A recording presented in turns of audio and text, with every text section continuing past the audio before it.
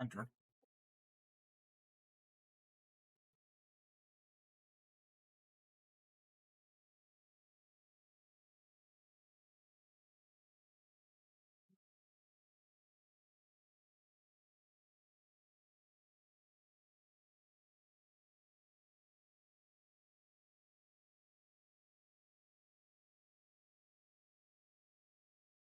Good evening. Oh, I gotta turn that volume down because I can hear feedback from myself. Well, not feedback, I hear myself. Um,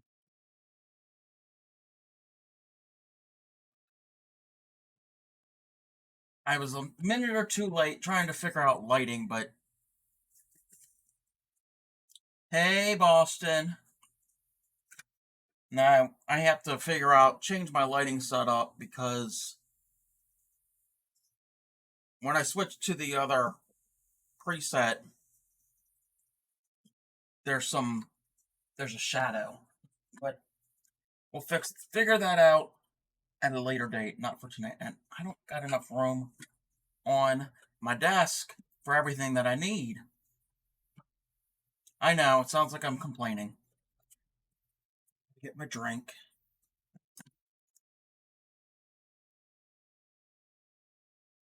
Alright, so I'm gonna wait a little bit till more people come in. Hey, North Fairy, I always complain. I'm gonna wait before I get everything underway. Let me check.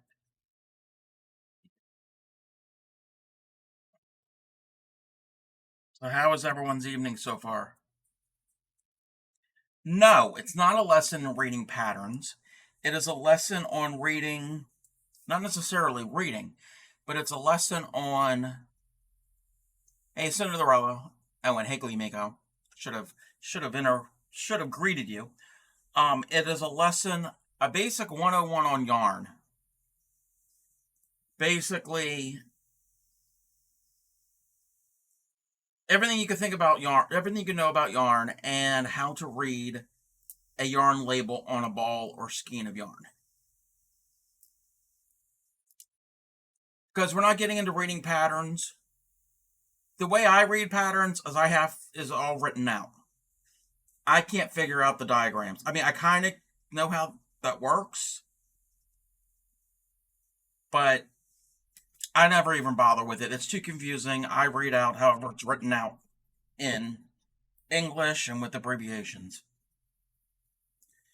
So our usual crew's here. I'm waiting for Grammy to get here because she's the one who asked about reading a yarn label because there's a lot of information that's packed onto one of those things.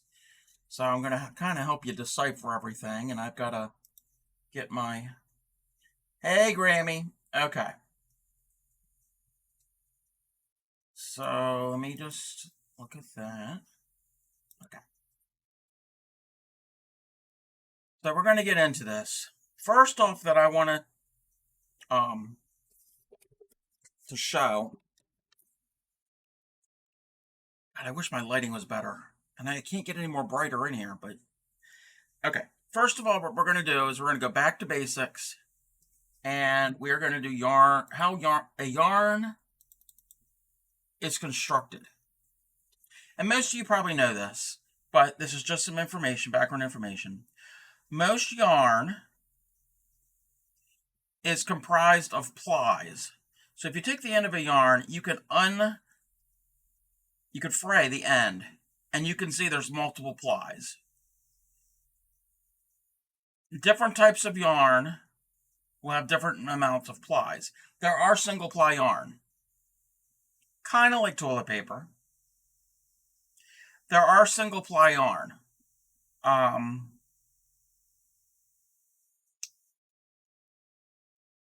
They are not really strong and durable. The reason that when we ply them, and real basic, I'm not going to get into all the details of it, but each individual strand is spun in one direction. So it can either be spun, if you look at it, if you would look at the very end of the ply, it can either be spun in a clockwise direction or a counterclockwise direction. Okay? So when it's spun, let's say, and I don't know which, well, actually, I can kind of figure it out. But let's say that each individual strand here is spun in a counterclockwise direction. So when they're making this, it's going around counterclockwise. So that's how all of these are. Well, then when they put multiple strands together, so each one is spun counterclockwise. When they put them together, they're going to spin them clockwise.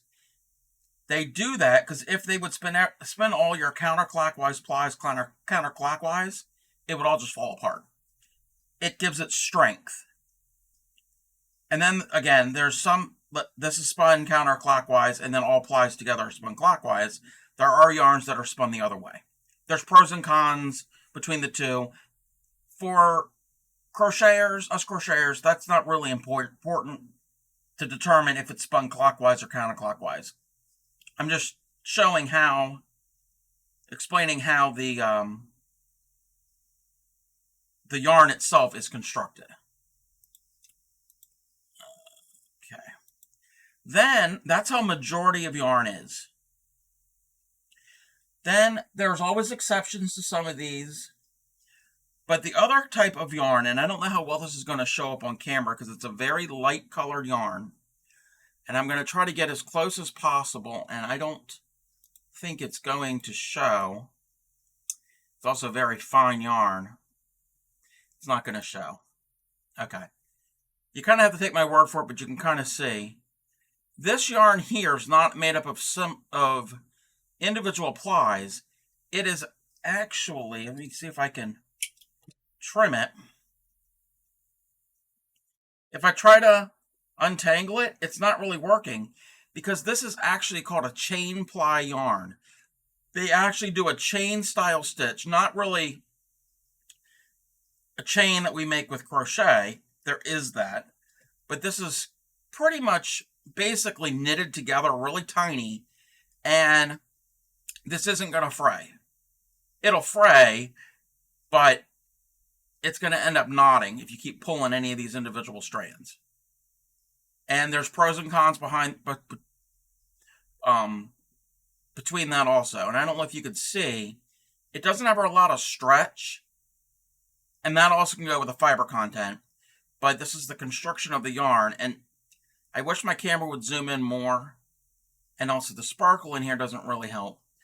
But that is a chain plied yarn. Like I said, most yarns are individual plies. You'll find double strand yarns that are plied like this, triple. Most commonly, a lot of your common worsted weights are 4-ply. They can even go all the way up to 8, even more. Usually, you're going to see a 3 or 4-ply yarn for the most part of the clockwise or counterclockwise spun.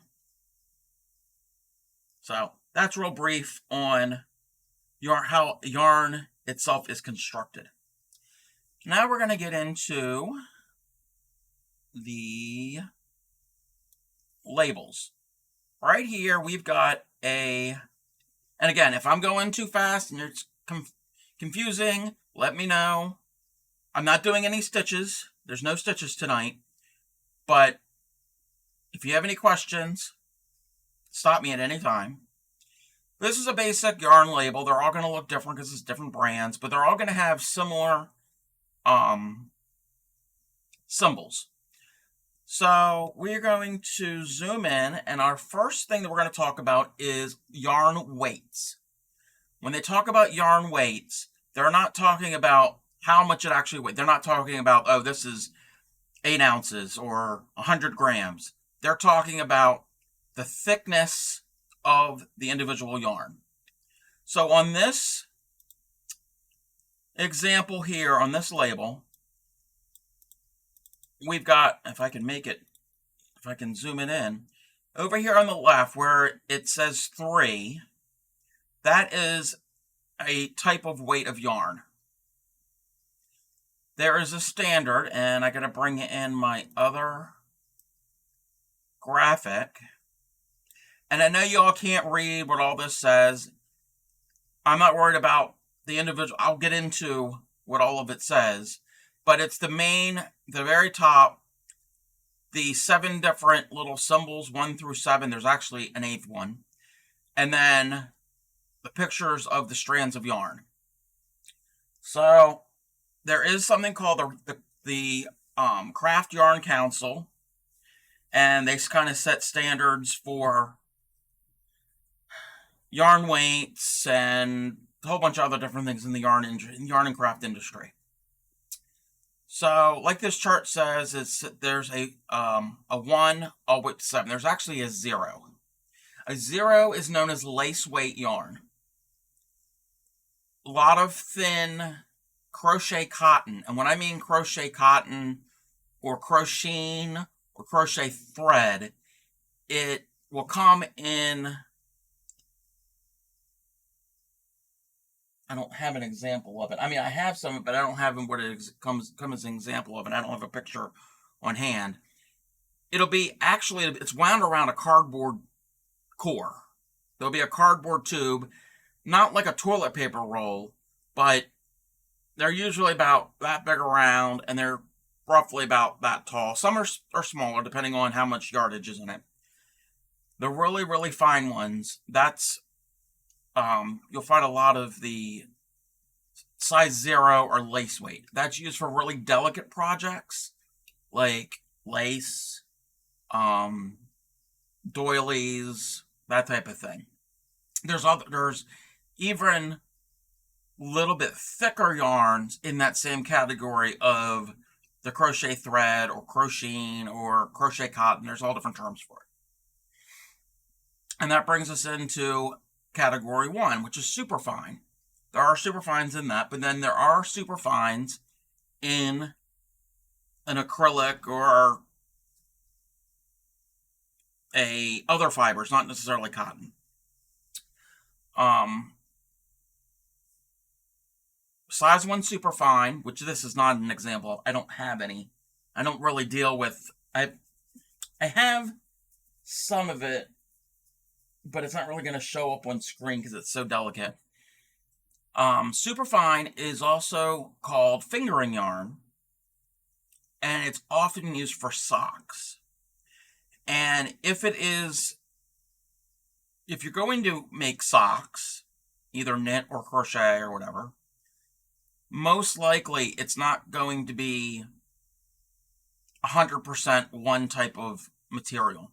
You're going to have a blend, so it's durable. So you're going to probably have some nylon or maybe acrylic, but usually there's going to be a wool or a cotton, but with a stronger fiber like a nylon or acrylic. We're going to get into different materials later.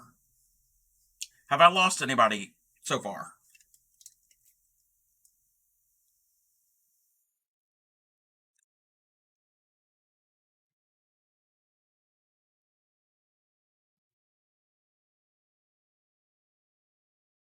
Okay. So that's what superfine or a category 1 weight yarn is. And again, most of you might know this, but I'm going to go into detail for everything. Then we've got a size 2, which is called a fine weight yarn. That is also called sport weight, and that is often used for baby clothes. And I don't think I have an example of a size 2 yarn. Are you really lost, old Stitcher? All I'm describing is how thick, the thickness of the actual, there's different thicknesses of the yarn. I know, I'm ignoring him. I know he's, but anyway. So we're at size 2, which is called sport weight. Mostly, often for baby clothes. You can have other stuff in there.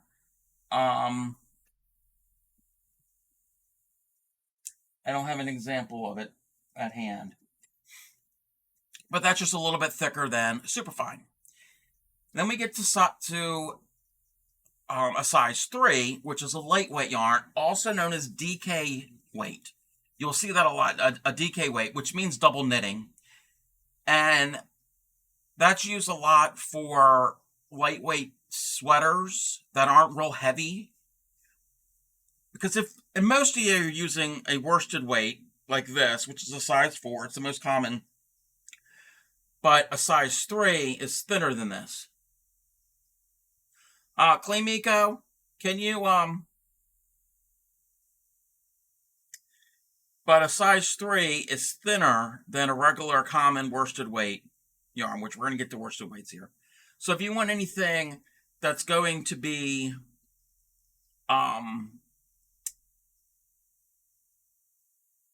lighter and drapier, yes, baby clothes could be used with a size 3, but also with a size 2. Yeah. A 2 or a 3, and these aren't set in stone. There is a range, I think technically, and then they measure it and all, to determine if it's a size 2 or a 3 or any of that type of thing. But even within each range, 0, 1, 2, 3, etc., you're going to have thicker ones and thinner ones. So to look at it, if you don't have a yarn label like this, to look at it, I could tell, okay, this is a size 4. I know most yarns enough to say, okay, that's a 4, or this one could be a 3, or this might be this. So it's not like, oh, there's overlap. But yes, if you want lightweight items, usually it's going to be a size 2 or size 3. Then we get to size 4, which is a medium weight, which we're all used to, any of us crocheters. And even if people are not crocheters, the first introduction to yarn in their life, even if they're in kindergarten and they're making a picture or whatever and they're gluing yarn for hair, you're going to use a size 4. It's the most common weight. It's versatile because it's not too thick, it's not too thin. It's also called worsted weight. Now, back before earlier when I was talking about clockwise and counterclockwise spinning, when this is plied together, all the strands are taken and then spun clockwise. I think that is called a worsted spin. That's where it comes from. I don't know exactly what the word worsted really means. If it was spun the other way, that is called a woolen spin. And those are better for other types of projects. There are some people that say that if it's spun one way, it's better for crochet. And if the yarn spun the other way, it's better for knit. I don't know. I don't know all the details, the pros and the cons about all of which way is better. But we're not really going to be concerned, like I said, with the way which direction it's spun in. But we all know worsted weight. It's everybody's intro to yarn. Then we get a size 5, which is a bulky weight yarn. And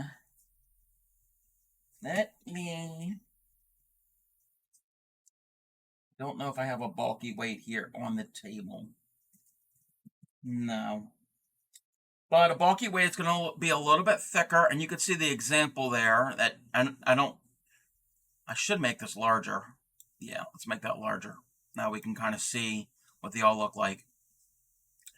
Bulky weight, it's also sometimes called chunky yarn, and it's used a lot for winter accessories. You can use worsted weight for winter accessories, but things that you want to have a lot of more insulative properties because it's thicker and it's going to hold more heat in and all of that. So that's a bulky weight. Then we got a size 6, which is called super bulky. It's mostly used for home decor items. I know I don't have any super bulky. And then size 7, that is the thickest yarn of them all. And sometimes you can get hooks, and I think Cinderella has large hooks that will accommodate these larger weights of yarn. But there's even some that are so large that I don't even think some hooks are going to use for it. And those are used for something called arm knitting, where you don't use a hook. You actually use your arm to do it, not your fingers, your whole arm. You actually use your arm as a hook. I don't have any of that. I've never done any of that type of thing. And of course, you don't always have to use these specifically for crochet or knitting or weaving, anything. You can use it for whatever you want. But those are the basic weights of yarn. So if you ever see that symbol on your yarn ball and it's like, oh, why does it have a 2 or why does it have a 6? That's what that means. It's the way. It will also usually say light, medium, bulky, etc. So next we're going to do, and these next couple ones are going to be obvious. We know what they are. And I don't think this label has an example of it. Let me go to another label. And I'm trying to see which one. And I don't know if I actually got it. Yeah, I didn't actually get a picture of it. Yes, it's pitching the drafted fiber. Actually, it's funny that you say that. It's funny that you say drafted fibers. Oh, wait a minute. Wait. Oh, I thought you said pitching as in, I thought you were making a baseball pun. I'm sorry. Wait, how did you know that?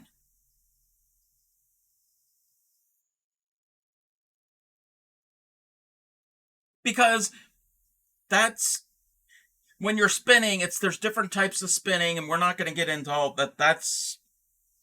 I've dabbled into it. Okay, yeah. So when you're actually spinning with a spinning wheel or a spindle and a bunch of other thing, it's the way you draft, and there's different techniques of getting the fiber, the fluff, and getting Okay. At first, I thought you were making a pun, as in that's the worst. So you pitch them, you pitch out like you. Anyway. Thanks for the follow. Oh, thank you, Shelly. Thank you for the follow.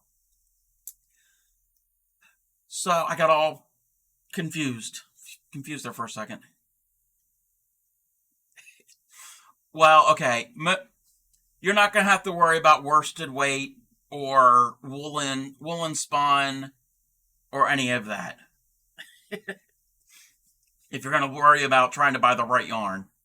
And there is no right or wrong yarn. All yarn is right. You might have preferences, but in my brain, all yarn is right. Okay. The next two, let's get back on track, is physical weight. We know what physical weight is. We know how much you weigh something, and that's the weight of it. It's in grams or ounces or whatever.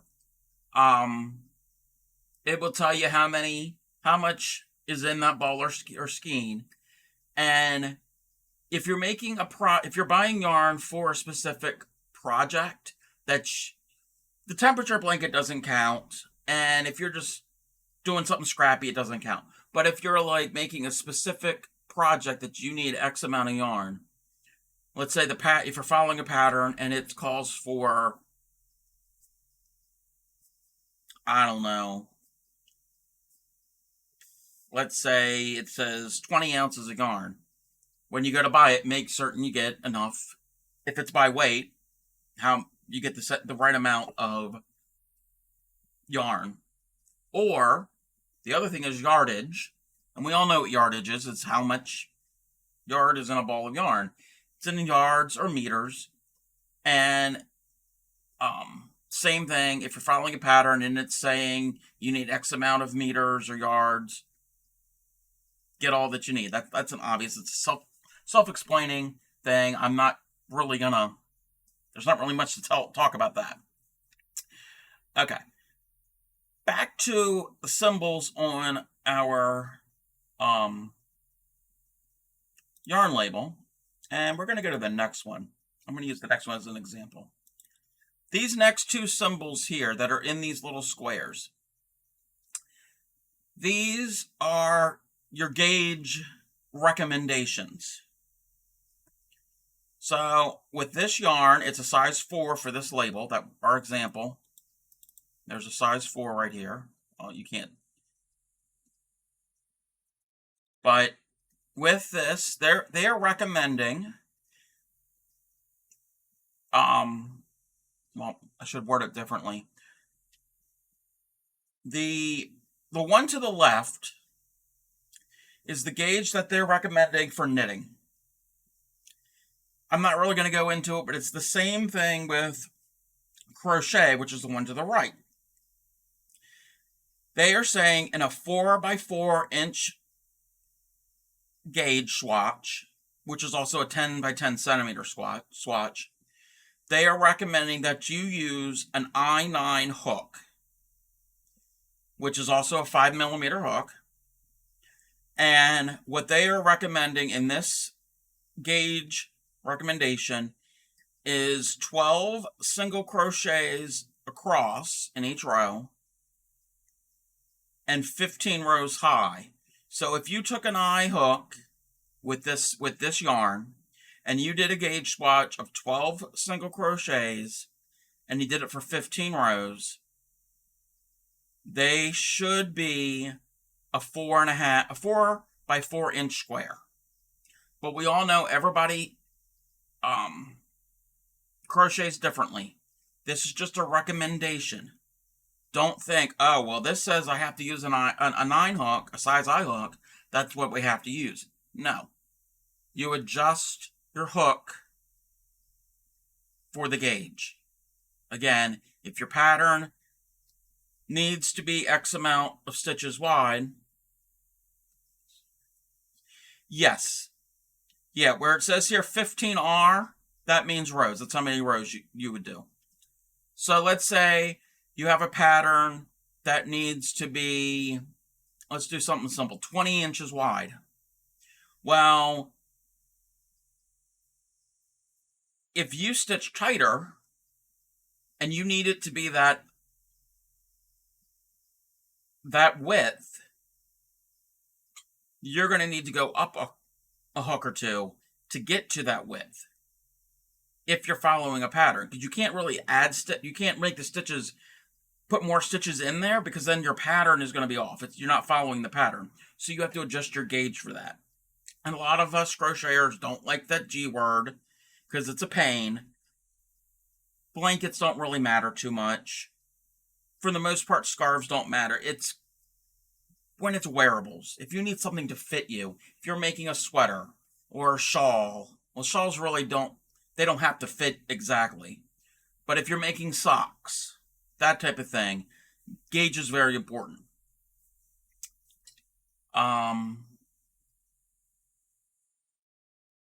So next what we're going to do is, you know what, we're going to jump ahead.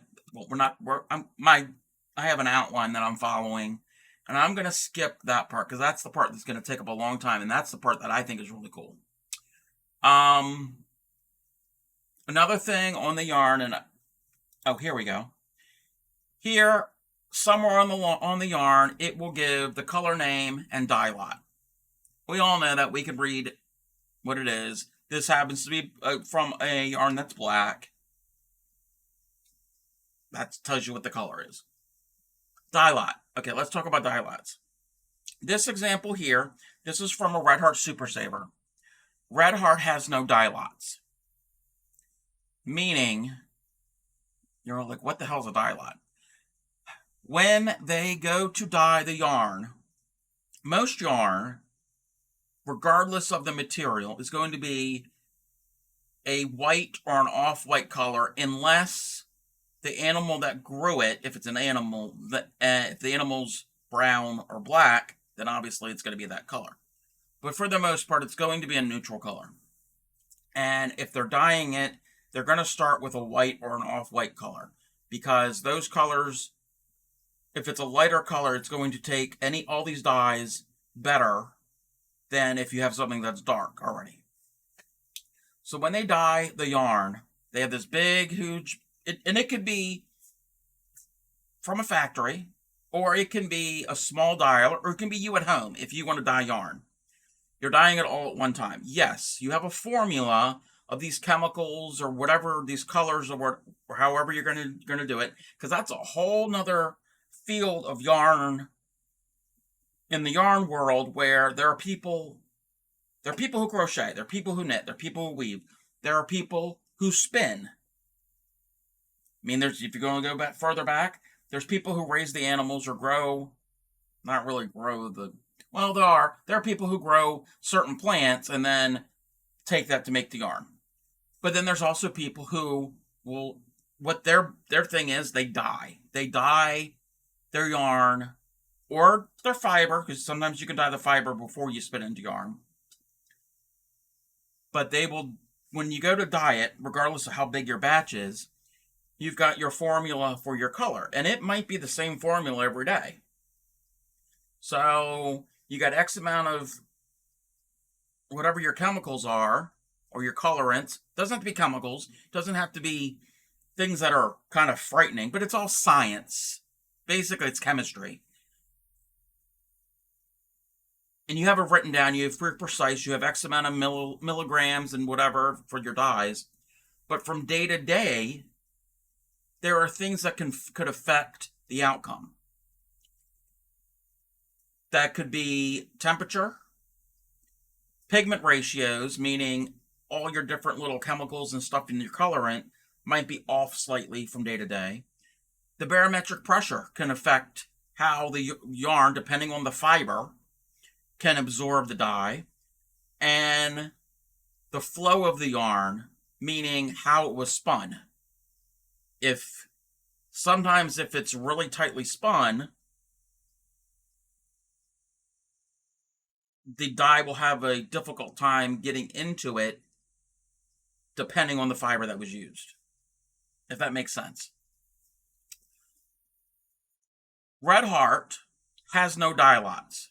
They have figured out, with their industrial wisdom and magic and all of that, however they do it, when you buy black yarn, it's going to be the same consistency over and over and over again. The way that you can tell if you have yarn from the same company, the same brand, the exact same yarn, but the dye lots are off, sometimes when you work it into a project, you could see a slight color difference. Again, they were from different batches of it being dyed.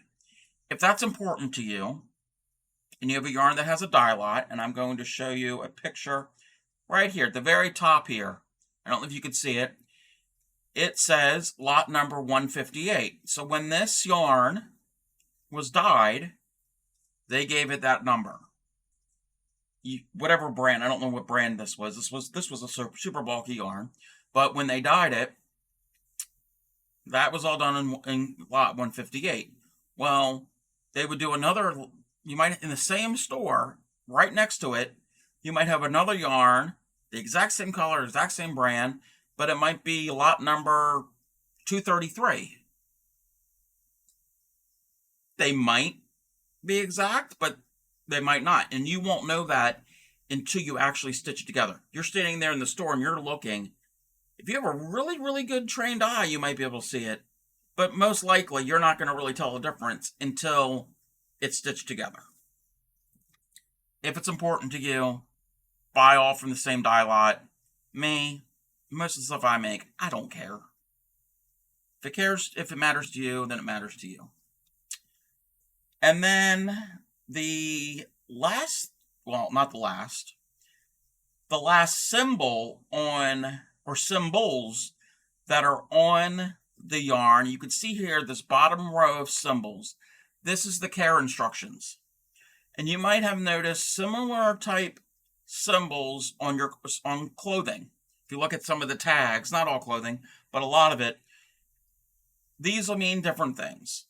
I'm not going to go into all the details, what it means. I mean, some will say what temperature water to use. Some will be the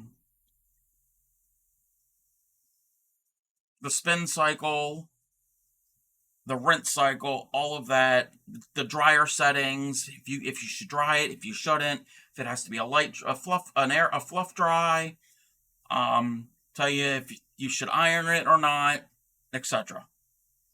That all is determined by the fiber content, just like your clothes. Because clothes, no matter where you get your clothes, it's all made out of yarn. It might be really, really, really thin, which we call thread, but the clothes you're wearing right now is yarn. Okay.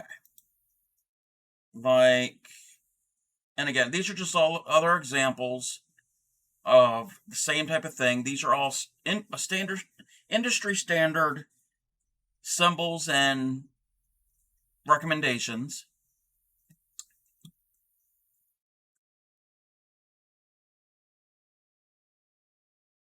Yes. There will be there are certain brands that will have charts to use as a reference of how many skeins for certain projects, but you use that as a guide. Don't think that's etched in stone, because you might have a pattern that's not by that company, and if you stitch tighter than what it is saying, you might have to buy a couple extra skeins. Or if you stitch looser, you might have to buy a skein less. So use that as a rough estimate, as a rough guide. It's always better to buy exactly, just to get extra. And it's not a bad thing to have too much yarn, which obviously, Cinderella, you know that. And I've seen people on YouTube that are knitting and crocheting and all, and they're like, "Oh, I have too much, and I got to destash and all this," and I'm like, I don't get that concept. Like, why do you want to get rid of your stash? I mean, yeah, if you want to downsize some of it, like my temperature blanket, I'm trying to use up some of it, but there are people who's like, I got too much. I can't handle it. Okay, well, that's not my brain. That's not the way my brain works. If it's too much and there's extra, I'll find some use for it. Or if there's a yarn that I can't stand, I'll give it to somebody. And there's people here in the stream that will definitely take the yarn. Okay, now we're going to get into the fun, which I think is the fun part, is the, I got to remember how I'm going to do this. Okay, that's how I'm going to do it. I'm going to move that off screen. Okay, does anybody have any other questions about anything on a yarn label before we get into fiber content? Oh no, don't say that. It's like Jello. Even though I don't eat Jello, there's always room for yarn.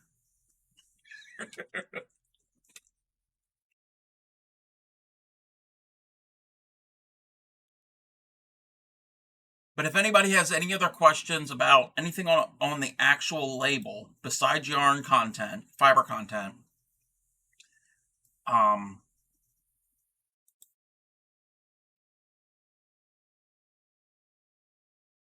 let me know.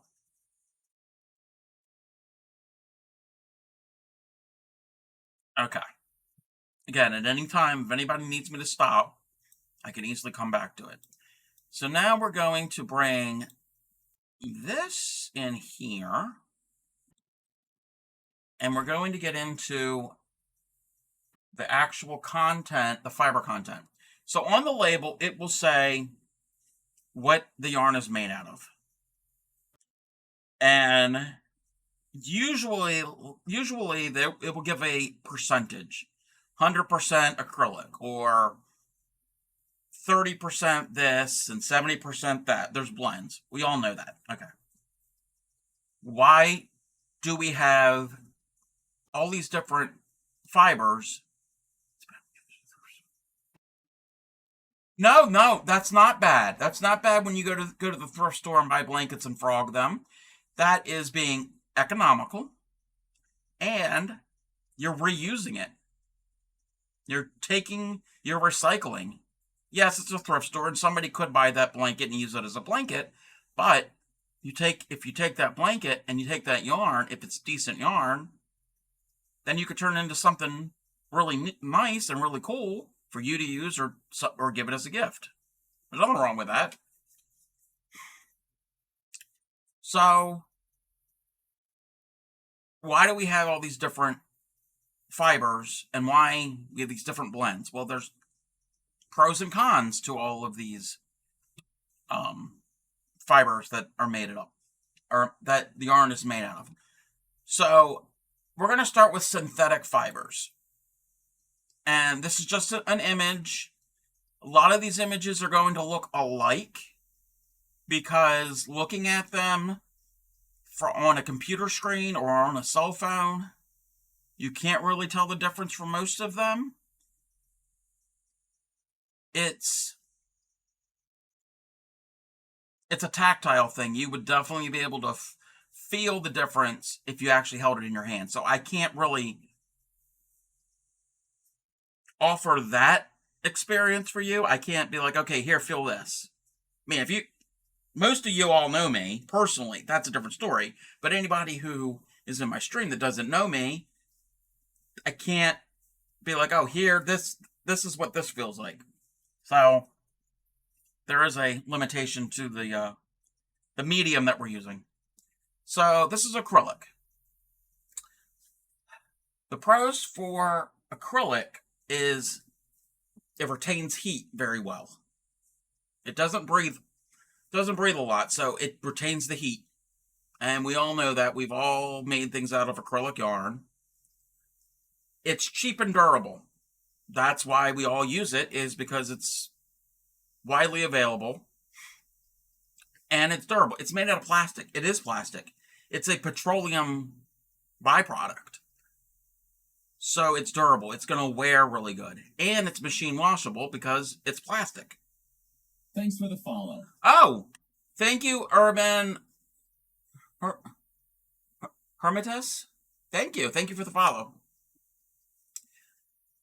The cons of acrylic is it's not absorbent. It's not breathable like animal fibers. So, a lot of animal fibers, the way chemically the structure of the fiber will let it breathe.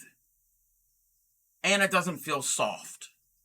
Yes, you can get acrylic yarn that is soft, but it's not as soft as other natural fibers. And again, all of these fibers can be blended. So you can have a synthetic fiber with a natural fiber. If you have blends that are more acrylic and then less wool, they do that for the benefit of each fiber. So they're probably going to put it in that blend because it's durable and it's machine washable. But then the wool is super, super soft and can add some breathability to it. So our next one is polyester. And again, it looks most of these are all going to look the same. Polyester, similar type pros for acrylic. And again, polyester is a plastic. It's strong and durable. It's affordable, and it's machine washable. The cons are it's chemically processed if you're worried about nasty, horrible chemicals, because there's chemicals used in acrylic too, but I think there's more certain types of chemicals that are used in the production of polyester. It's bad for the environment, which any type of plastic technically is bad for the environment. And it can feel scratchy, more scratchy than acrylic does. If you ever felt a polyester yarn that's got a lot of 100% polyester or a good amount, you could definitely feel it. So that's polyester. Nylon. Pros is it's cheaper than silk. Nylon, there's a couple other ones. Nylon is used as a silk substitute because silk is expensive. It's shiny and smooth, which this example isn't as shiny. It's shiny and smooth like silk yarn and silk thread. It's strong and durable and machine washable. So those are all good things. The bad thing is it can be scratchy, again, chemically processed, and not as soft as animal fibers. A lot of the same types of cons with all in this group of synthetic fibers. Now we're going to get into the plant-based fibers. This is cotton, and this is probably the second most commonly available yarn fiber that most Americans will encounter in a big box store. The pros are it's light, it's breathable, and absorbent. I mean, it's cotton. We all know cotton can absorb. I mean, cotton balls. Back to spinning. If you wanted to get into spinning and you got the equipment, you can go to the drugstore and buy cotton balls, like first aid cotton balls, and use that to spin because it's just cotton fiber. Cotton is strong and durable. If you've ever tried to pull on a cotton strand, it is pretty strong. It doesn't have a lot of spring, so it's strong. It's not going to bounce and stretch. It's smooth, and the fibers don't hide any of the stitches that you're doing. So when you're doing your stitches, you can clearly see them when you're using cotton, and it's machine washable. We all know cotton's machine washable. The bad things are it's not warm as other types because it's super breathable. It doesn't hold in a lot of the heat. And I've experienced this, it can split when you're stitching. You can easily split it.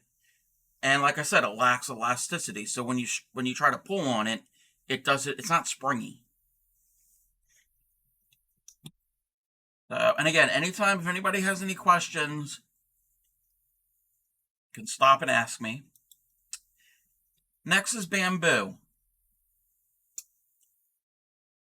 A lot of people like bamboo. And you can get pure 100% bamboo, or you can get, again, blends. It's lightweight and breathable. It's not allergenic, so people are not going to be allergic to it like they could be to other fibers. It's quote-unquote antibacterial. I don't know if there's a lot of research that's gone into that. People claim that it's antibacterial. And it's environmentally friendly because it biodegrades. It's not as warm as other fibers. It's less durable, and it can be expensive because it takes a lot of bamboo to be grown. And bamboo grows fast, yes, but there's a lot of process. There's the process of making it. It's just not take the bamboo like cotton. You pick the cotton and then you process it, and when cotton grows, it's a little fluff ball. Bamboo is different. What they do is they take a part of the bamboo stalk or whatever you call it, and what they actually do is they take it and they mash it up and they break the fibers down, and then they reconstitute it into a yarn. So there's a lot of production involved into making bamboo yarn. That's why it's expensive. Then we got linen. Linen comes from the flax plant. And in Europe, before they got to the New World and before they got to Africa, the types of material that they would use for clothing in Europe was either wool or linen. They didn't have cotton. Cotton is a warm weather plant. I don't know where it's exactly native to. I don't know if it's native to the Americas or to Africa, but I know it's a warm weather plant. So they had linen. Linen grows in, flax can grow in more cooler areas, so that's what they used. If you want to get into history, linen, the more wealthy people could afford linen because there was a process involved. You'd have to take the plant, and it comes from the stalk of the plant. And again, it's a whole process that you have to go through to make the fiber. The pros and cons of linen: it's highly absorbent and breathable. It's heat resistant. It's strong, and it's lightweight. If you ever have anything made out of linen, and I know Grammy knows this, it can take heat when you iron it. You have to iron it because we're going to get into the cons, is it creases and wrinkles easily. So if you have a real linen tablecloth, you call it a linen, but it's not really made from linen. If you have a real linen tablecloth or placemat or whatever you have in your house, you got to iron it all the time because it will wrinkle easily. It's not very warm, and it is more elastic than cotton fiber. So that could be a con if you don't want something that has elasticity.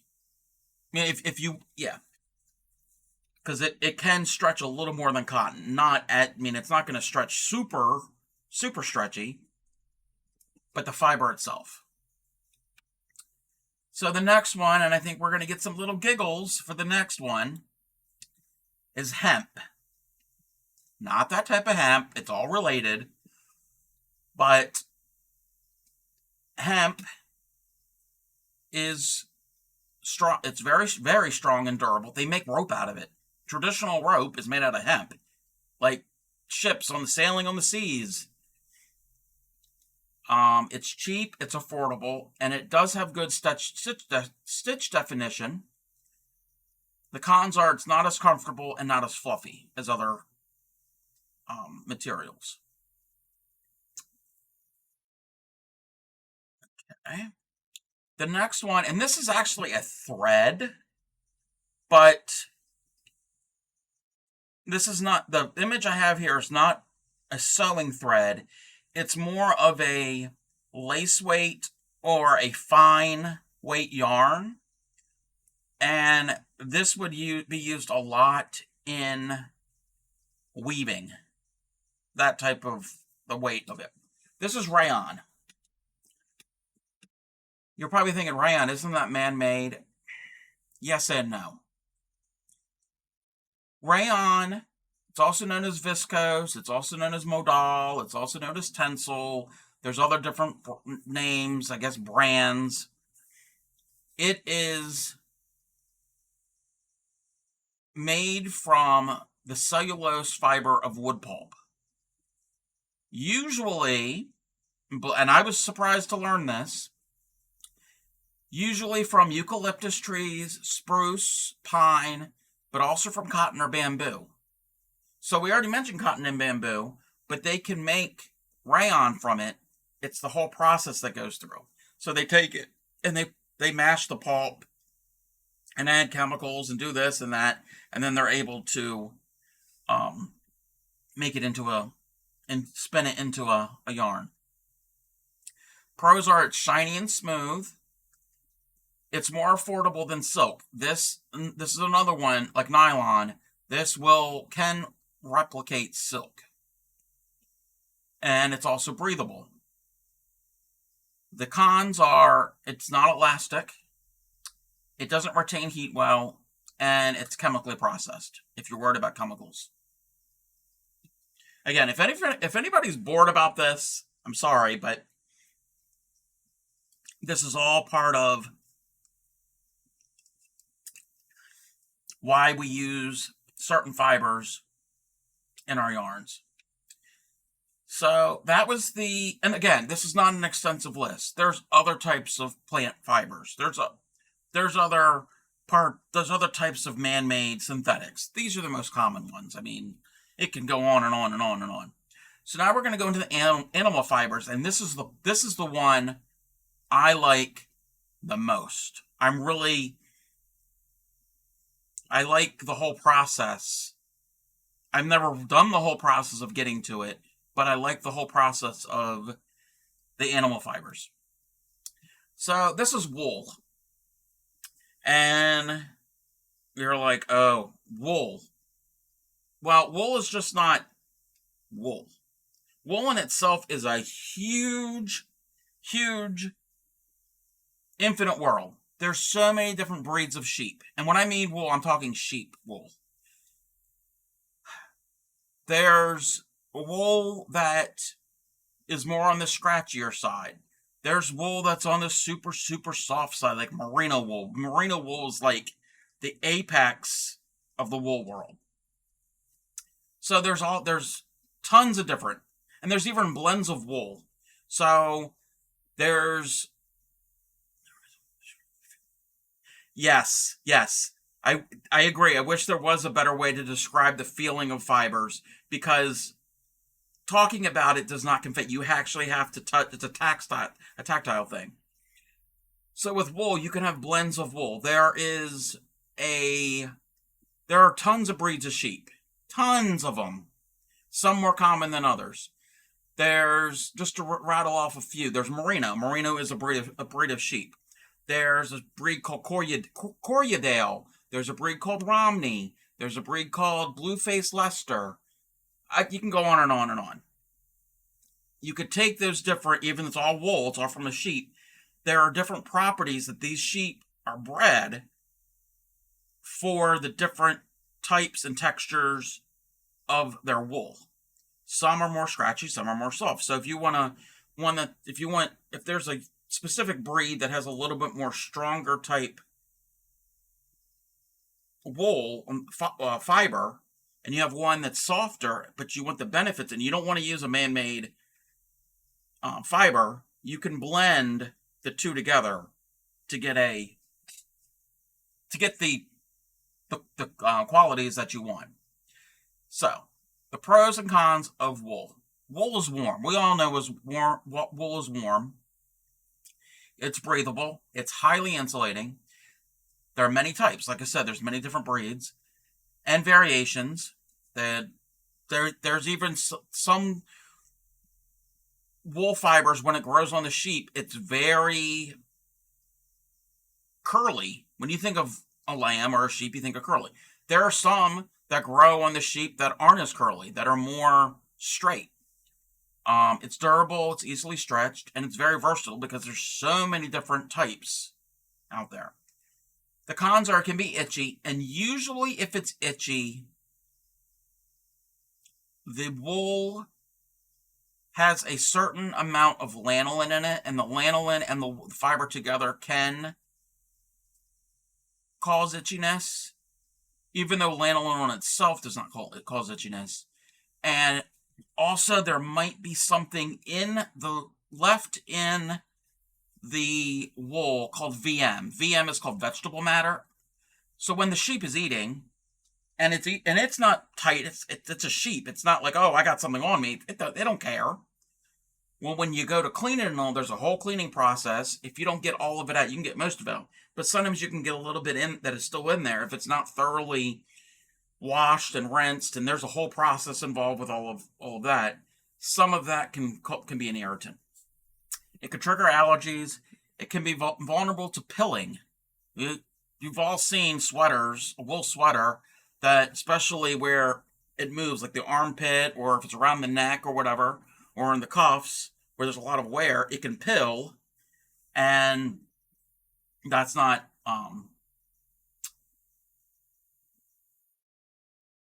always desirable. Why did I put common and affordable? That would not be a con. Anyway, I guess I messed up my notes on that. But so that's wool. I mean, you could spend all day just talking about wool. Next is alpaca. And I know Grammy knows this. Alpaca is soft and luxurious. Super, super soft. It is one of the most soft, it's one of the softest fibers that we have in yarn.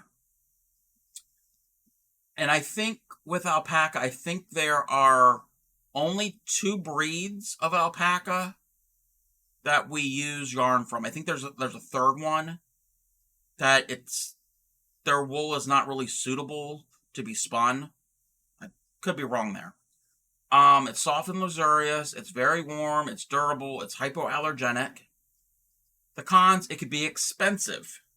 Very expensive. It could felt and pill easy. And it could grow and lose shape over time. Grow meaning it could be it has elasticity over it in it. And if you have it and you're hanging it, which I wouldn't recommend hanging a knitted or crocheted garment, especially if it's alpaca, the weight of it can pull it down and can stretch it out of shape. That's why a lot of times you're going to have a blend with alpaca. You're not really going to have 100% alpaca.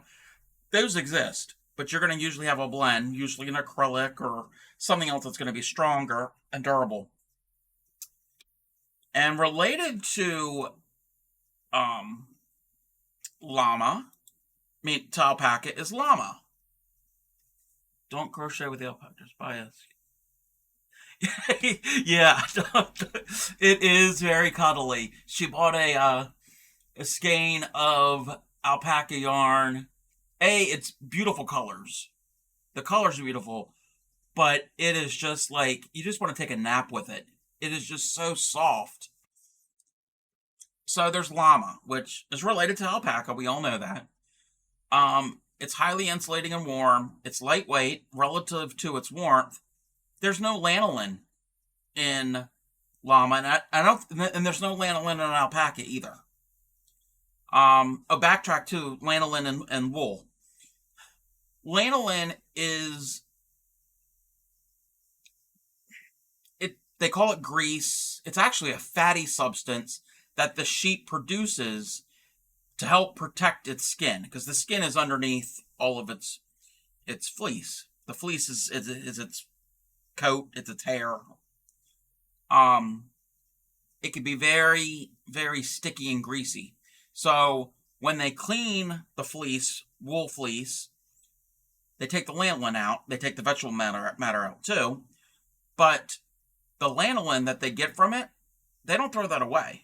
You use that. You can use it in soaps. You can use it in lotions. You could buy lanolin. They even would use it for candles. It's a fat. It burns. It doesn't burn really clean, but again, it's a byproduct from the wool industry that it has benefits for. It's very moisturizing. It does have benefits for that. So llama, like I said, doesn't have any lanolin. Yes, and hair products. Yes. The cons for llama is it's not really stretchy, if you want anything stretchy, and it's rarer than alpaca. I've heard that the majority of the animals that look like llamas or alpacas here in the U.S. that is being sold as llama fiber, it's usually alpaca. Both of them are expensive, but llama is even more rare and expensive. So now we're going to go to Angora. Now, this picture here, compared to the other ones that I've been showing, you can see there's a difference to this. The other ones, they all kind of look the same. This here, you could see the structure of the twisted plies that looks like a 2-ply yarn. But then you can see all these extra hairs. That, and the next couple ones, is going to be a characteristic of these types of yarns that has extra hair, extra fluffy. This is Angora. Angora comes from the Angora rabbit. Very, very, very, very soft. And with all of these animals, that, for those of you who don't know, these animals are not harmed to get these products. It's actually beneficial, especially to the sheep and the alpaca, to remove it because it gets hot and heavy and wet and it's uncomfortable for them. So that's why in the spring they always shear these animals so they're not sweltering out in the heat. Angora is super soft. They don't. Yes. Also, actually, I've seen somebody do this. I've seen YouTube videos where they're spinning. They have a spinning wheel, and there's a certain type of spinning wheel, which I have one. It's an electric one. You don't have the foot pedal, but it's an electric one. So it's a motor that's spinning, and you're doing your spinning motion. They have a pet Angora rabbit on their lap, and they're not cutting anything off of the rabbit. They're gently pulling, and it's not hurting the animal. It's gently pulls. They're not yanking it out of them. And they're actually spinning directly from the live animal, which is kind of bizarre looking to watch. Angora yarn is very soft, very fluffy. It's warmer than sheep's wool because you see all those extra hairs and fibers. That's what's causing the warmth. It's the air pocket, and this goes with anything. It's the thermal value. It's the air pocket between your fibers is what keeps you warm. Your body heat is heating up that air pocket, and those fibers is keeping that air from escaping, from heating up, from cooling down. Actually, there are people who spin dog and cat hair. I don't get it. From what I've found on YouTube and people who are not just amateur people, but people who spin, and it doesn't really lend itself that well to it. Yeah, they do. Because of the structure of the hair from a dog or a cat, it doesn't hold the twist. Like when you twist it, it won't hold it as well as these animal fibers I'm discussing. So yeah, Angora is soft and fluffy. It's warmer than sheep's wool. It's shiny with a halo effect. Those extra little hairs that you see there, that is called a yarn's halo, because it looks like it's got like an aura around it. And another pro is it doesn't hold odors for long. Cons, it's expensive. It can be very expensive. It's slippery. It can be difficult to stitch with, and it can stain easily. Sometimes you're going to have Angora mixed with other stuff because you want the softness of it, but you want other fibers in it because Angora is so expensive. You don't want to pay an arm and a leg for a thing of pure Angora.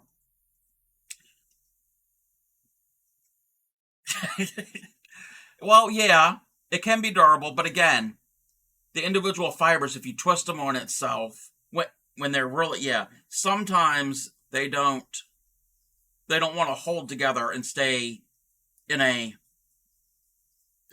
twisted ply. So moving on, we only got a couple more left.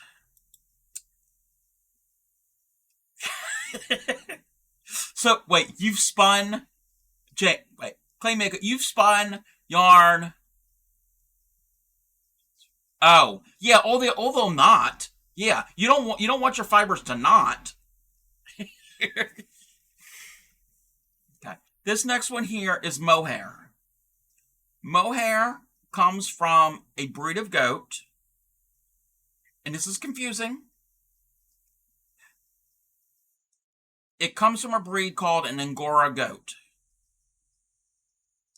Not to be confused with Angora rabbit. So, if it comes from a rabbit, the fiber or the yarn is called Angora. If it's an Angora goat, it's going to be called mohair. They just happen to have the same name. I guess one was named first, and then the properties, they look alike, and they named the other animal after it. It's fluffy and warm. It's soft. It's strong. It's durable, and it's shiny. You can see this picture here. It does have a shine to it. It is elastic and it's absorbent. The cons are it's more expensive than wool.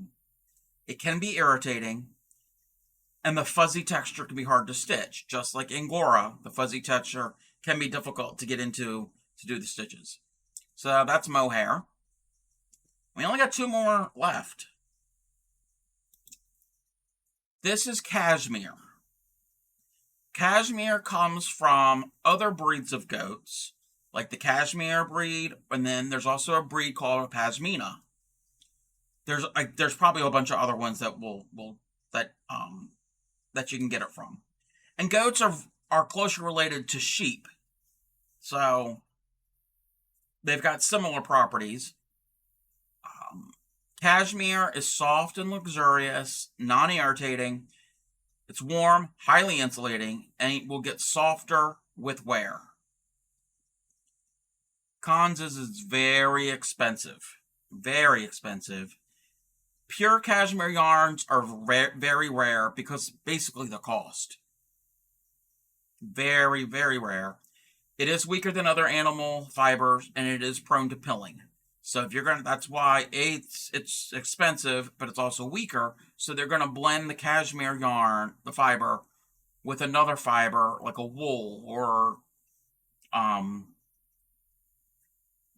usually a wool. Usually, if you have a cashmere, they're gonna blend it with a durable, type of wool, breed of wool. And then our last section, our last breed. Our last animal fiber is silk. It comes from silkworms. And we all know what something that's silky feels like. It's very slick and it's silky. We describe things as silky because that's what silk is. It's strong and durable, very soft and silky. It shows the stitches very well. And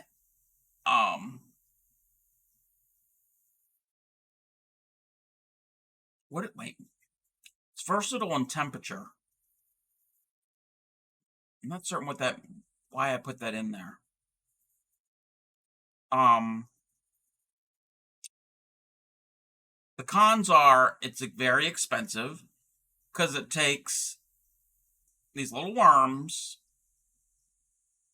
a long time to make silk.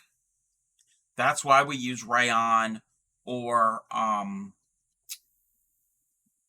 nylon as a alternative. It's very slippery for beginners. So if you're gonna, yes, silk does hold the heat very well. Yes.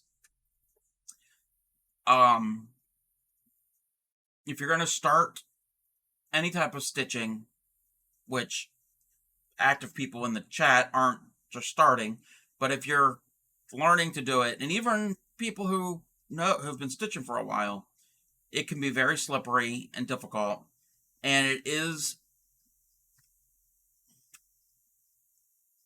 it can be very staticky. Like you can build up an electric charge and you can stick to it and it can catch on things.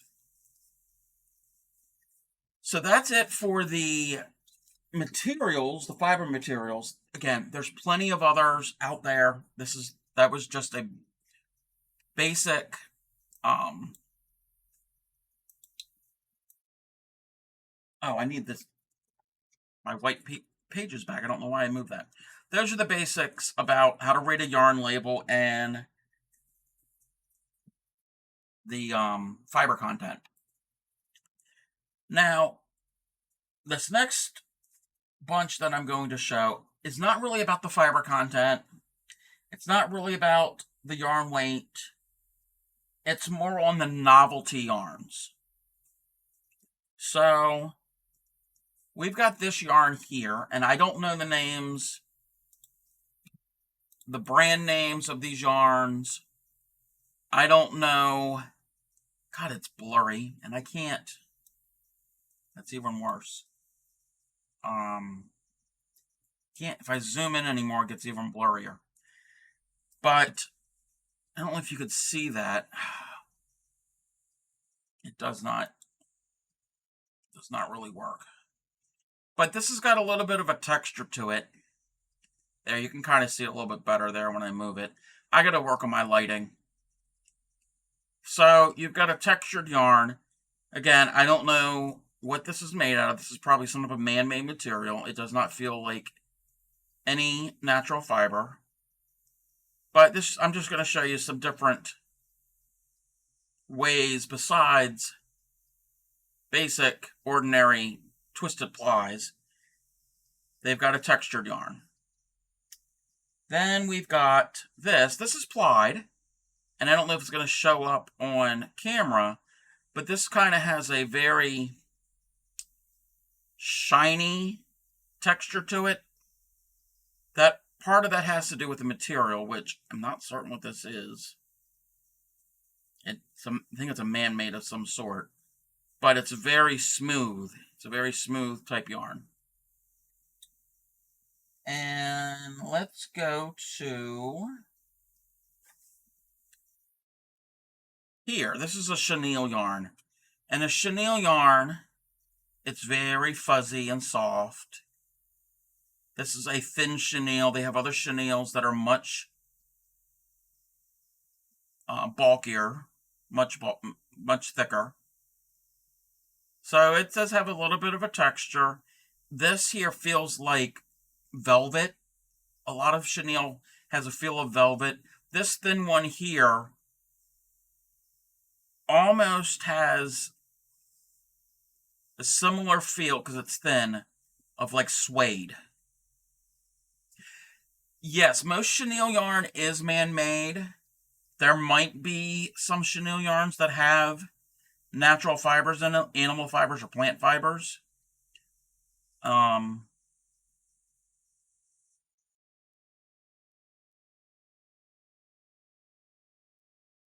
assuming it would probably be a wool of some sort if it has an animal fiber. But basically what it is, it's... You got the main strand. Yes, chenille is describing textures. That's what I'm doing here. These are all textures. Apart from what wool feels like, apart from what silk feels like. These are achieving a desired texture, apart from this is what this fiber has, this texture. So these are like man-made textures, I guess you would call them. It's very plush. It feels kind of like a stuffed animal, like a teddy bear almost. It has that soft, fuzzy, and it kind of has a direction to it. So like you can brush it, and then you can kind of brush the fiber. There's like little tiny little fibers that stand up off, very, very tiny, that stand off the side of the yarn. So it kind of has a texture to it. This here is, again, a chenille base, but this brand, whatever brand this is, they've taken a chenille and then they've twisted it, and you can see like this greenish yellowish color. It's a thinner strand, and if I don't know if I can, I can undo it. Let me untwist it. If I can. It's twisted pretty good. But you can see here, this right here, this is our chenille strand. It's actually two strands. It's a green and a red. Believe it or not, that's green and red. It's a green and red twisted together. And then there's this other thinner strand. No. The only one that I think you gave me was that pink stuff. But this other strand here is real thin, and what they've done is they've plied it together. They've twisted the two thin chenilles with this really thin strand, and it creates this, see the purple and the green little shininess to it? And I know that's kind of blurry, but I want to be able to highlight it. It creates an effect. So you've got the different colors with it, and it still feels like a chenille, but there's a twist to it. You could definitely feel the twist when you hold the yarn. Make it take a little more sippy. Then we have this yarn, and I don't know, I guess this was starting into the eyelash yarn. Some chenille can break easily, yes. Not all. I know with this here, when I've stitched with this, anytime this would be, this looks like a size 4 medium weight yarn. I would consider this a size, I would treat it as a size 5. I would go up a couple size in hooks and be very gentle with it, because I've stitched with it and tried to pull it through and it's broken. You got to yank really hard. Like, actually, we'll do a little test, a yank test. And most of the yarn I have here is not going to break easily, because I don't have anything that's not durable. Yes, yes. So here, I'm at the end. I'm going to pull. It broke. So yeah, chenille will break. It doesn't have a lot of elasticity, but it's not super strong. So I can break it easily. It's soft. It's very, I like the feel of it, but it's not always durable. This here, and I don't know what this is made of, it's very soft and silky. And this is 2 strands together. There's a white strand here, which got these fibers that is kind of trying to mimic Angora. It's not Angora, it's a man-made fiber. So it's got that wispy fibers, and then it's got this other fiber, this other strand, and let me see if I can unravel it.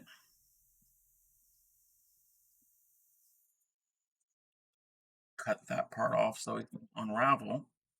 Oh, I cut off the wrong part. I'm trying to do this is going to knot it because it's super fine, but I'm okay with the end knots. So the one strand is very silky and smooth and very wispy. The other, it's still thin and wispy. I mean, you've got a really thin piece here, but then they've got these, and this is actually multiple things that are twisted. It's got a little bit of fluff here. And in the spinning world, we're not going to talk about, forget about this part. It's this one here. If you're going to spin and you're taking fiber and you're trying to get this real thin, and you can barely see it because it's a natural color yarn, but you can see that there's something there. If you're trying to get that, that's what your goal to get if you're spinning, and you happen to get a little extra in there and you don't want it, that's a mistake. But when they made this, that's something they're looking for. And when you're spinning, actually spinning like with a spinning wheel, they call this a slub if this was wool. So you got a little bit of little thick area, and then it gets thin again and gets thick. So that's a desired effect. They call that art yarn. All yarn is art. So if people who are spinning, a lot of them don't like that term art yarn, because that's to imply regular consistent yarn is not art. But that's this one here. Again, I don't know exactly what this is. Yep. That's what this is here. I don't know what this is made out of. I know it's, yeah, the slub. Yep. Oh yeah, sometimes you'll get that in regular worsted weight acrylic. That's a defect. That's in the machine. Part of it, when it was doing it, it kind of didn't have even tension, and it would do that. But if you're spinning fiber like wool or whatever, sometimes you want that and sometimes you don't, depending on what you're going for. So now, this is the one I can't pronounce the name.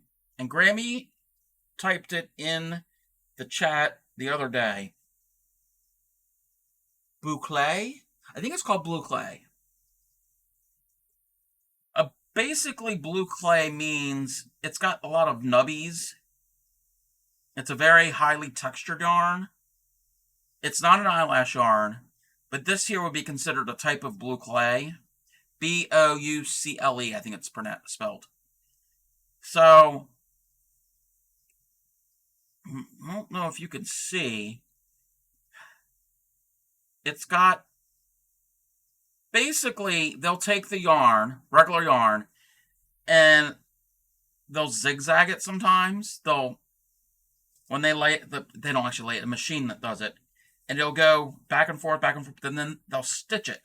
So they're stitching that little ruffle. Not really a ruffle, but the yarn, the regular strand of yarn will go back and forth, but then they stitch it on top to keep it in place. That's how a lot of blue clay yarn is made. Not all, but then they got these little, extra little fuzzies, these texture. It adds a lot of texture to it. And then marrying that with an eyelash yarn, we've got this. This is a blue clay. The multicolored yarn is the blue clay. Here, see, it's got these little bumps so often. And then we have an eyelash yarn. Eyelash yarn is primarily a nylon or a polyester. It's a chain-based yarn, so the main strand is chains. It's not exactly the same as chaining with a hook, but pretty close. But then the attraction is, the thing that people want, is all these little hairs that come off of it. So in this case, they've just married the eyelash yarn with the blue clay to create that look. And then this is just eyelash yarn by itself. I've shown this before. It's the same thing. It's a chain base, so it's not plied like individual strands like on a regular, most yarns. It's a chain. And then it's got some stretch to it because it's chains. But it's got the little hairs that come off that main chain. Again, these are all different novelty ones. They could be made in different materials. A lot of them are man-made materials, but they can have some natural fibers. Along the same lines, this here is a type of eyelash yarn.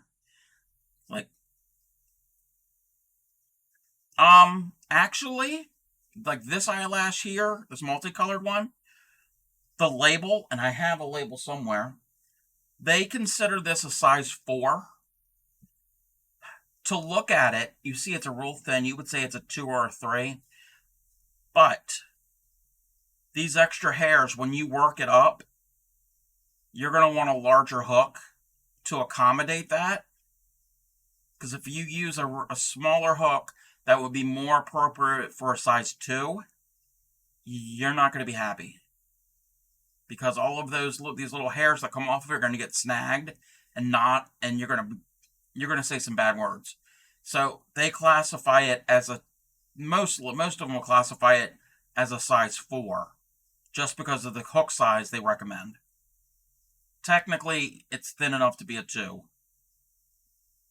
Actually, more of a low 3, a thin 3. But this here is like another type of eyelash yarn, but the hairs aren't straight. Like these will come off. Each strand is pretty much, it's a straight strand that will come off. These strands have got some, they're thinner and they've got a little bit of a wave to them. And this, again, this is a man-made fiber, but it's super, super soft. Mainly because these little strands are super, super thin. The thinner the yarn, general rule, the thinner the yarn, it feels softer. The larger the yarn feels coarser. Your t-shirt you're wearing is made out of real thin yarn. A burlap sack, you could consider the strand, that's woven, it's not knitted or crocheted, but that's a coarser type yarn and it feels rougher. And then we showed this the other day too. Another type of eyelash yarn. This just has very short lashes, and there are more of them closely lined up together. As like this, they're here, but they're long and they're wispy, and yeah, they're next to each other. If you really, and you probably can't see, they're really close to each other, but these are all lined up. You can actually feel how they're lined up against each other. You kind of see how they're all in a line. And then I got two more novelty yarns. And I showed a ribbon yarn the other day, but this is a different ribbon yarn. This ribbon yarn has like a texture on it. And this, yes, more like a fringe. Like these here, yes. This one here, and I don't know if you could see how it's constructed.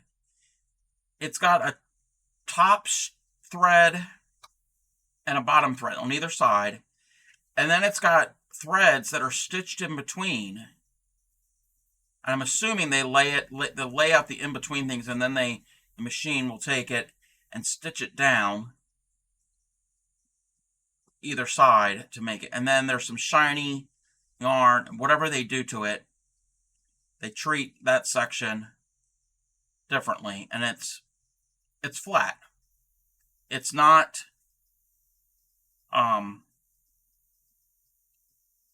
it's not plied like most yarn, and it's not a chain ply yarn. It is a flat yarn, a ribbon yarn. And that is different uses. An example, this is the only example I have. I should have made examples of all the other ones, but I showed this the other day. This is a ribbon yarn, and the way it's worked up, this is like polyester or nylon. I think it's more of a nylon. It is somewhat scratchy, but that's the effect you get when you crochet with it. And then our last quote-unquote novelty yarn or bizarre yarn, and I've only ever used part of this, and where do I have that example? I have it right here. I haven't touched it in a while. Oh, wow, yeah. It's been years since I've touched this. So, I don't know the name of this. I don't know the brand name. Oh, we're lucky. I have the brand name. This yarn here is, and I don't know if they still make this yarn. This is Red Heart Boutique, and it's called Sachet. And this is a size 6 yarn. This is a bulky yarn because it's bigger. And the construction of this yarn, this is like something you've never seen before. This is the yarn, okay? You're like, that looks like you crocheted that. Well, I didn't crochet it or knit it. But if I open it up, this is the yarn. It's chains. You can see those chains that are connected. It makes a lacy type yarn. This here is yarn. You'd be like, no, that's not yarn. No, this is yarn. And there's certain ways you could do this, and I don't remember how to crochet with it. I have it in blue. It's the same thing. It's like a net. And I'd have to go back and learn it. It's been years since I've done this. But this is an example, and I think this is only a couple stitches wide. And it makes like a ruffle type thing. Like you make a scarf and just keep going back and forth, however many stitches. and it's so full, and you open it up, and it forms a ruffle. Again, I don't know if they make this anymore. I don't know what you would call this. I don't know if it's called a net yarn or a... It doesn't really say anything on here. Yeah, you can make a boa. Yep. Like the example, and you probably not showing. There we go. Yeah, she made a scarf out of it, and it was this. I've only done a small section because this you have to use a larger hook. They're saying to use a J hook. I stitched tight, so I had to use one of my plastic ones. I think I had to use like a M, if I remember correctly. And again, I don't remember how to do this. I think you go into either on this side. Yeah, I think it's on this side. You go into like this hole, and then you skip, and you do. There's all different. There's a pattern on there for it, and you stitch into the holes of one edge of this netting, and then the rest of it will just kind of ruffle.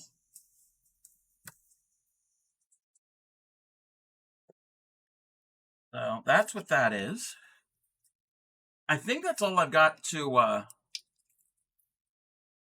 discuss about yarn labels. Anybody have any questions that I didn't answer, or anything else you want to discuss?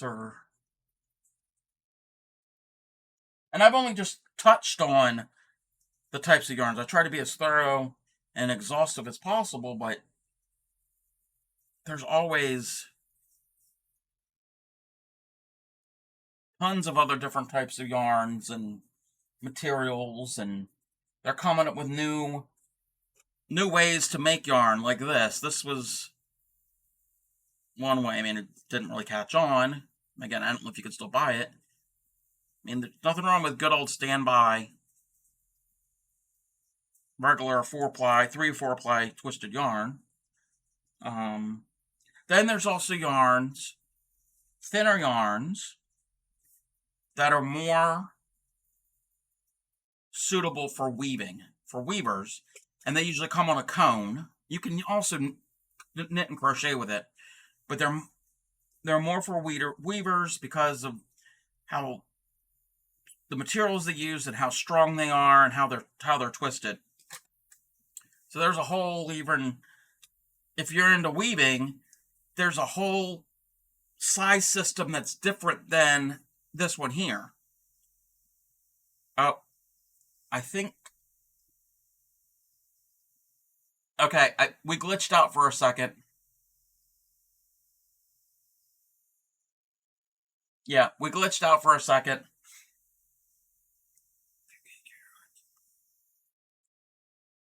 Yes, what Grammy said.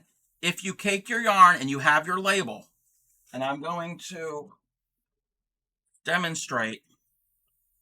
So if you got a yarn winder, it's a good reminder. If you got a yarn winder and you got all of this on your winder, so it's already wrapped on there, and you have a label that goes with it, save your label. Most yarn winders have an indentation on the top spindle. When it's still on here, fold it up, put it here, and then take off your cake, and then it will be in the center of the yarn. So yeah, if you need it for the care instructions, or you use it and you're like, you set it to the side and you're like, I don't remember what yarn that is. I really like that yarn. I want to go get more. And if you don't have this, that's going to be, sometimes that can be difficult. So this will give you everything you need to know. Some of these also have patterns on the inside. Some for knit, some for crochet. So if you have the label, keep it in the center of your cake. It won't go anywhere. You can put your cake wherever you want. You'll always have it in the center. Good. That's a good tip.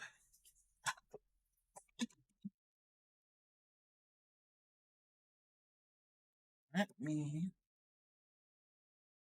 put that there. I'm running out of space for all of my yarn goodness. Any other questions or tips?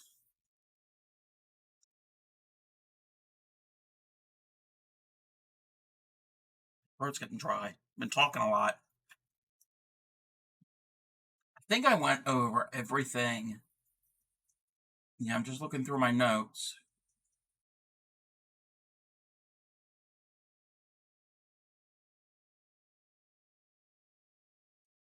Yeah, I think I've gone through pretty much everything that I had written down.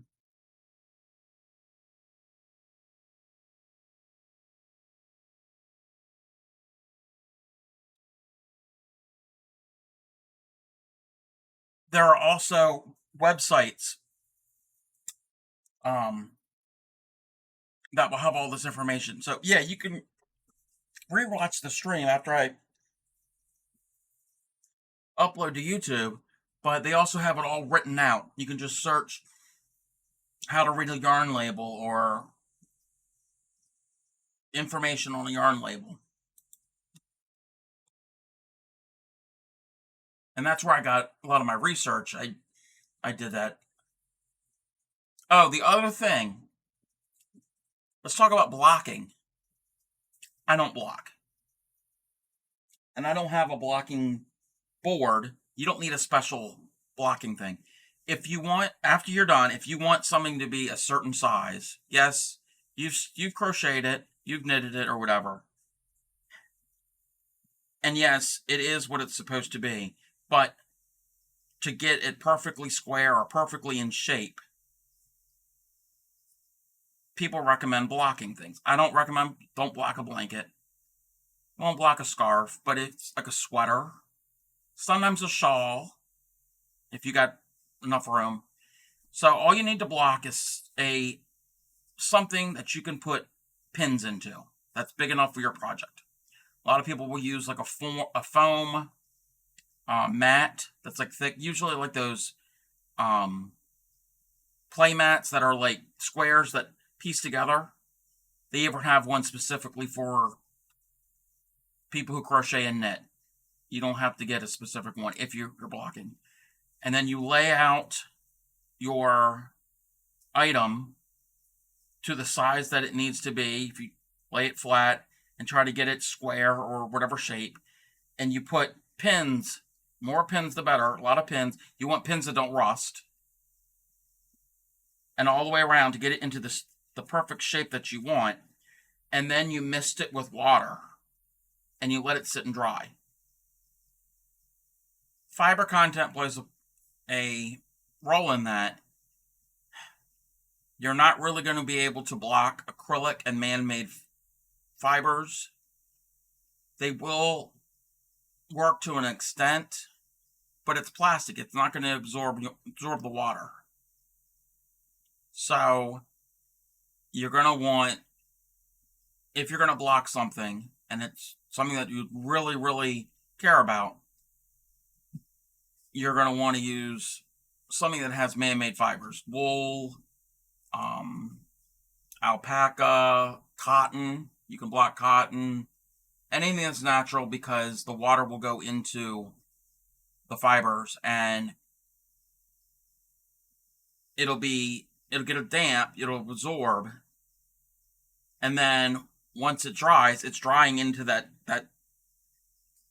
spread out shape, and it will hold that size easier than acrylic or polyester or any man-made. Again, I don't really block anything because I don't make anything that has to be blocked. But that's if you want it to be an exact uniform shape and size for your finished project. So if there's no more questions, I think we're gonna call that a night. I've talked for an hour and 45 minutes.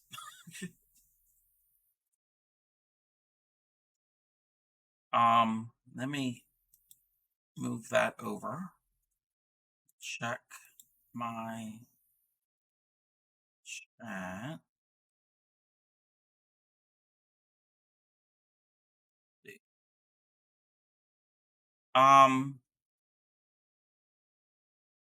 What am I doing? Forgot what I know Thursday's Stitch Dictionary, but I forgot the stitches I'm doing. Let me see. Let me go and bring up my planning calendar.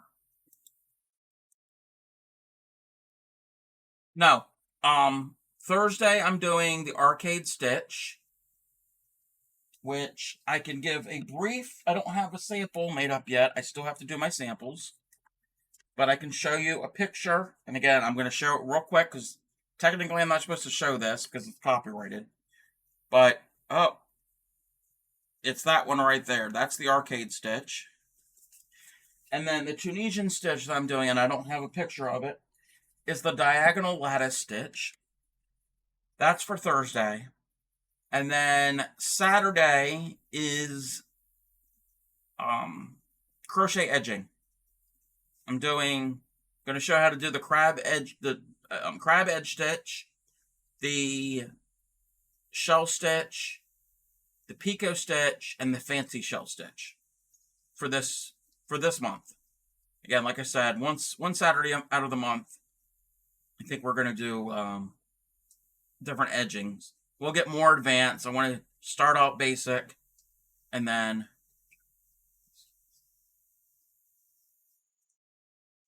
yes, what Grammy said. Encourage everybody to fondle your skeins. That's not a bad thing. And like she said, when you go shop, try a blended yarn when they're on sale. Step out of your comfort zone. Try something that has a fiber in it, a blend that has a fiber that you've never tried before. Try something that's mostly acrylic, but has got some wool in it. Or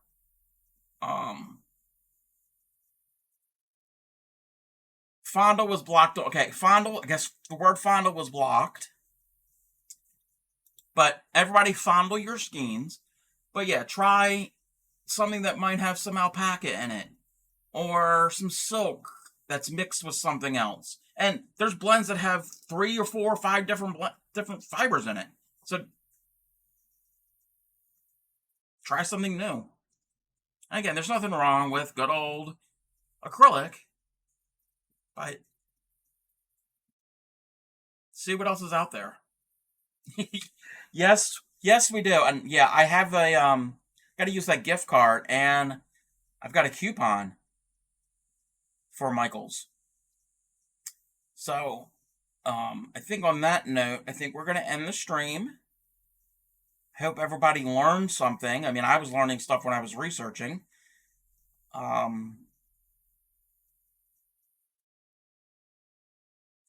Yeah. Thank you. Oh, you're welcome, Urban. Yeah, you're very welcome.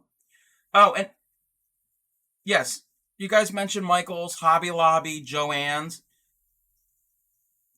Those are great. Those are great because you can go there and you could touch it and pick it out in person. Majority of the stuff they're going to have is going to be acrylic based. They're going to have blends, but the majority of their stuff is going to be acrylic or polyester based. Very rarely will you'll find stuff that will have wool at a big box store. It'll be blended. They only carry things that are going to sell. They're not going to carry 100% Angora because the price point is going to be so high. They're not going to be able to sell any of it, so there's no point. So if you wanted to try some of those, and yes, you can't really feel them unless If you go to a YLS, which is a local yarn shop, they will have more niche yarns and different materials, different fibers. They are going to be more expensive depending on what the fiber. And the other thing is to order things online. Yes, you can't feel them. But maybe what I've described tonight, and if you research online, go in for yarn, fiber content, get an idea of what is softer and what's not. And like Claymako said, Yarn Festival. Actually, it's in May, but still. If you have a yarn festival near you, here in Maryland, we have one usually they're in spring to early summer, because that's when they shear the sheep. We have one every year. I know there's one. I've never been to any of the other ones. I've never been to one, period. But I know there's a big one somewhere out west. Like, I want to say Oregon, somewhere out there. I think there's a big one in Wisconsin. The big one, the really big one on the East Coast that I've heard about is in New York State, called, it starts with an R. It's a German word. Again, I know most of the people here are local to me, but anybody who's interested that's watching, you can just Google wool and sheep festivals.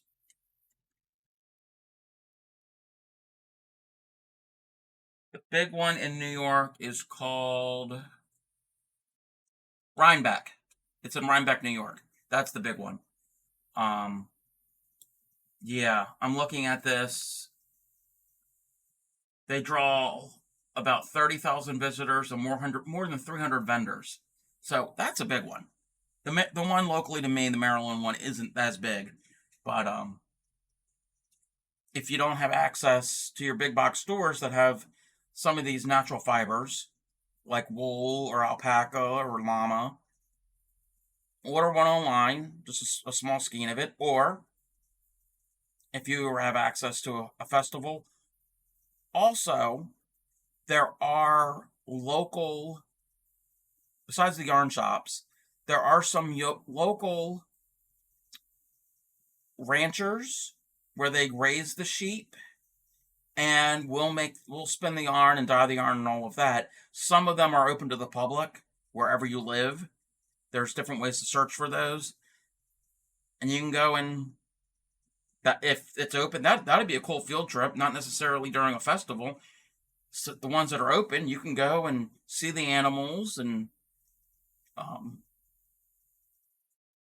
see the yarn. Maybe they'll have a demonstration. Yes, the festivals are going to have all of that.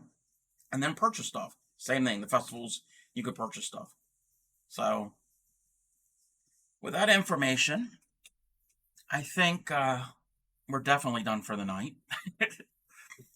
Again, Thursday, we'll stitch dictionary. Saturday is the edgings that I'm going to show. Again, check out the YouTube channel.